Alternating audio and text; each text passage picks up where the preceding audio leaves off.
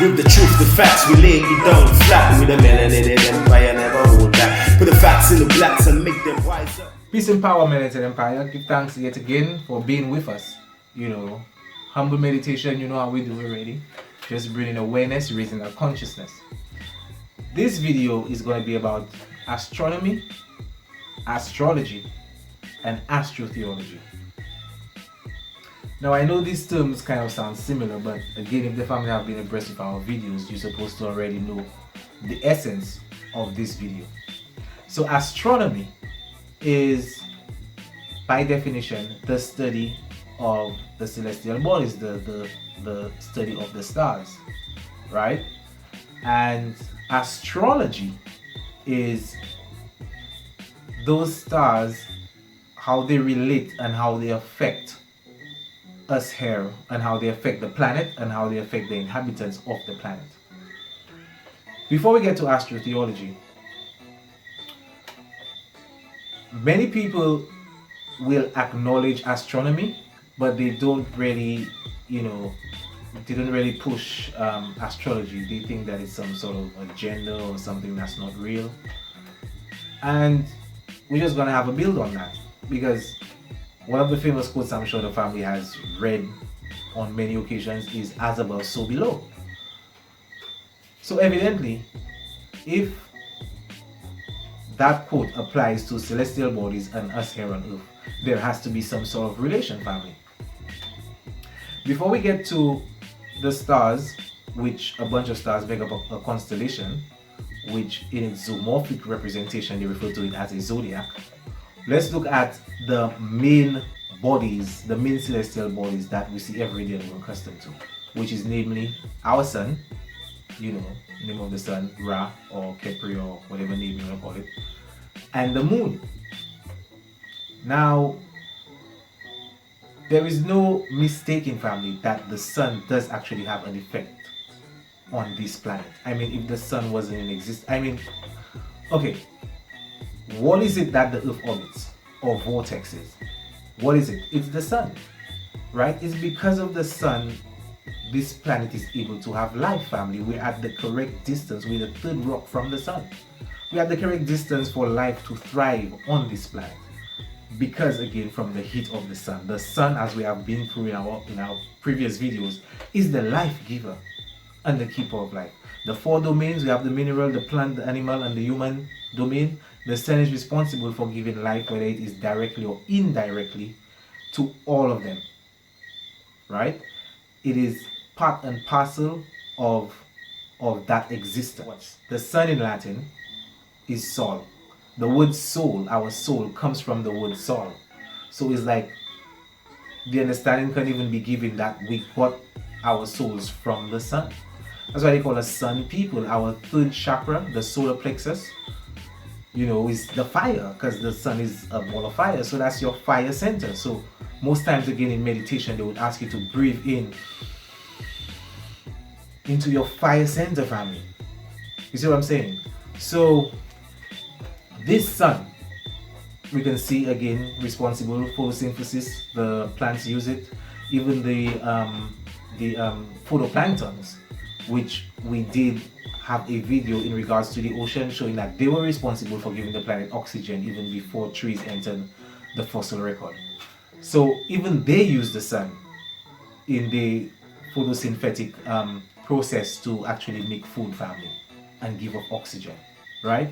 So the sun, again, the plants use the sun, we consume the plants, even all the animals mankind like to consume, feed upon, most of them, feed upon plants, family. And if it wasn't for the sun, we wouldn't be able to get it.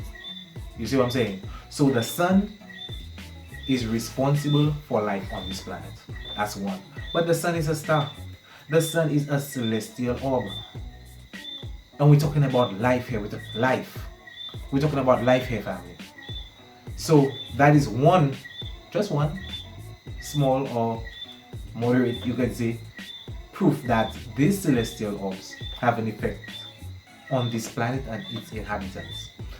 The moon, even before I jump on that, every sunrise, if you are a healthy black man, every sunrise, you're supposed to get an erection. You're supposed to get that digit pillar, that resurrection symbol, family. You see what I'm saying? Again, because of the sun. And the goddesses are in tune with the moon. The menstrual cycle, family, when they hit that puberty time within the development of the anatomy, goes in accordance, same 28-day cycle with the sun. I mean, through diet, lifestyle, traumas, perhaps, sometimes these cycles are disturbed. Okay? Medication as well. But the original cycle is in accordance with the moon. The moon has an effect on the tides of the earth, of the world, family. So these celestial orbs do have an effect on this planet and on us, family. Okay? The sun, through its electromagnetic spectrum, when it hits, let's say, a few raindrops or rain, family, okay, which slows down the frequency of that electromagnetic radiation, we see in the color spectrum. So we can see these things actually do have an effect. So where I'm going with all of this is astrotheology now, which is the third part of the reasoning. Astro deals with stars. Theo is what they referred to God as before. You know, instead of saying God, they would actually say Theo, okay, or Theos. Now Theo, Theo, and imagine now most sentences we begin it with just the The, and we kind of drop the O. Are we putting that God essence before everything we say and we do? But that's just another level there still, you know, just far reaching, probably just the help going into my head, you know, I'm probably just carrying on a tangent. Anyway, astrotheology. Astro deals with stars, Theo means God, and logy or ology means the study of. So astrotheology means the study of God in relation to the stars, or the study of the stars in relation to God, however way you want to put it. It's the study which includes both the divine, if you want to call it God or whatever, and the celestial bodies. So we define astronomy being the study of the stars, astrology, which is not fake because we just showed the two main bodies, how they affect life on this planet, and astrotheology being the study of God in relation to the stars. So by studying the heavens, the universe, those celestial orbs, you will get to know self, you will get to know how, you know, everything is in accordance and in tune. I mean, some might say right now, you know, it's a multiverse. We're in a multiverse, not a universe, meaning one, but uni can still stand for unity. So it's like all these different verses and dimensions, okay, establishing and coming to one family and standing on its square, which really is within you. You see what I'm saying? Because a multiverse or a universe really is just your own world that you created about something or in regards to someone, or, you know, family. Because I'm sure you can go deep in thought in regards to that particular thing. Okay? So there are different universes, so it's like a multiverse. Right? Now, astro meaning stars. Yes, we know that the sun is a star, but it's actually referring to those stars or these stars that reside on the ecliptic belt, which is the belt, the 17-inch band belt that the sun traverses every year and every great year, family, through the great precession. So every time the sun resides or passes through one of these constellations, which are the group of stars, it sort of magnifies the prominences of that particular constellation towards the Earth family.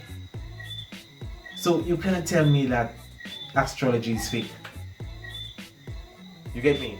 We have birth charts and natal charts that sometimes you will get them on tropic astrology and sometimes you will get them on sidereal astrology. From my understanding thus far, the difference is in the tropical astrology, it's not just depicted off of the 12 zodiacs on the ecliptic belt, it is also they also account the solstices and the equinoxes. And in the sidereal astrology, they just consider just the stars alone. So that is basically the difference. But all these things are factual, family. Factual. And again, in getting to know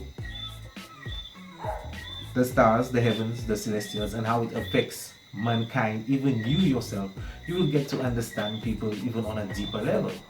And this is, while it is part of the first principle, it is also part of the second principle of the three principles of ancient Kemet, which we're going to do another video on. But that second principle is know the universe. And that know the universe reflects off of the first principle, which is man know thyself. And the third one is, when you know these three, you will ultimately know God or the divine or the creator. But we're going to go deep into that in another video, family. So we just wanted to break down the celestial orbs and even how the ancestors even really venerated them, because come on, you can even see through the Medu Neter and many hieroglyphics, if you're familiar with that term, left upon the walls of Kemet. Even in the temple of Hathor at Dendera, we can see the zodiac and the 12 signs, the 12 constellations, family. We even broke down how the constellation of Cancer, which is my constellation, the crab, used to be the scarab beetle. So we have gone deep into this. So the family should by now have done the natal chart. There are a number of free websites that get it done for you in an effort to get to know yourself or get to know your loved one even on a deeper level. So astronomy, yes, we're studying the stars. Astrology, we also have to check how these stars affect us here on Earth. And astrotheology, by getting to know these celestial bodies, we are getting to know closer to getting to understand and embrace who we truly are, which is an extension of that divine consciousness. And having said that, family, peace, love, you know, the cool